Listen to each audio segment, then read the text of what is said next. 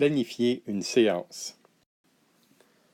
Lors de la planification d'une séance de formation, il faut organiser et considérer en termes de consommateurs de temps les activités de l'apprenant et celles de l'enseignant.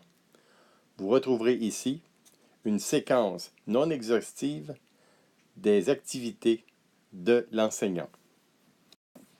Avant le début d'une séance de formation, l'enseignant prépare la salle de formation et le matériel nécessaire aux activités qui se dérouleront. Au début d'une séance, lorsque les apprenants arrivent, l'enseignant accueille les participants.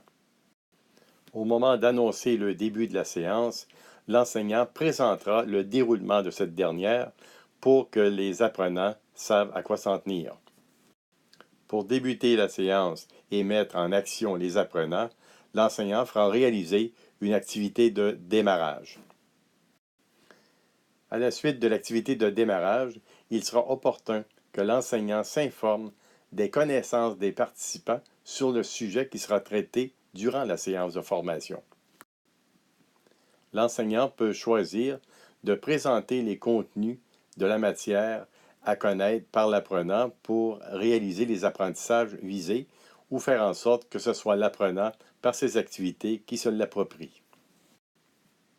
Il sera judicieux d'alterner entre les exposés et les pratiques liées aux activités que les apprenants vont réaliser.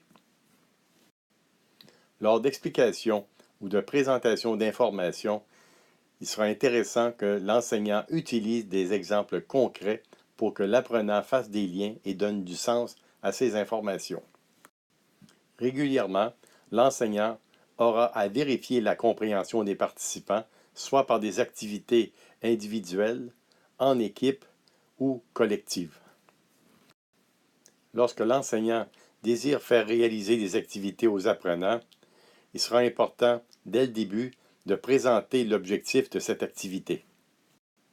Pour faire suite à la compréhension de l'activité à réaliser, il sera nécessaire que l'enseignant donne les consignes qui sont en lien avec la réalisation de cette activité. Plusieurs types d'activités peuvent être utilisés pour mettre les apprenants en action. La première catégorie d'activités en lien avec l'objectif d'apprentissage à atteindre consiste dans la réalisation d'activités d'apprentissage.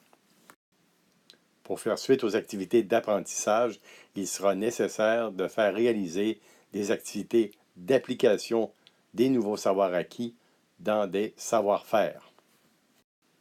L'aboutissement du développement de la compétence professionnelle amènera l'apprenant à réaliser des activités de transfert pour être en mesure de transférer les savoirs, les savoir-faire et les savoir-être dans un milieu réel ou artificiel, mais significatif des situations de travail auxquelles il aura à faire face.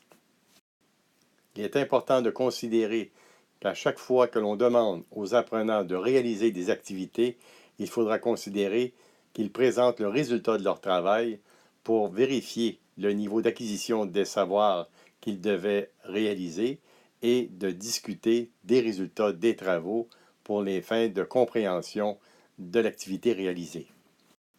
À partir des résultats présentés, il sera intéressant de susciter des discussions pour faire émerger les différentes conceptions de la part des apprenants.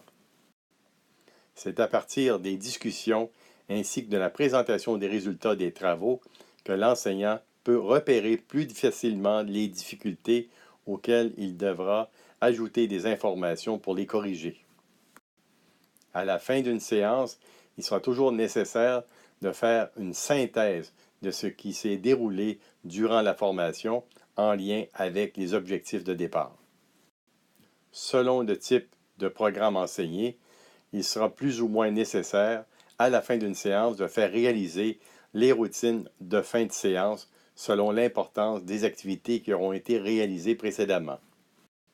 Lorsque la séance est terminée et que les apprenants ont quitté, il est important pour l'enseignant d'évaluer sa séance et de noter les modifications qu'il devrait y apporter pour la prochaine fois.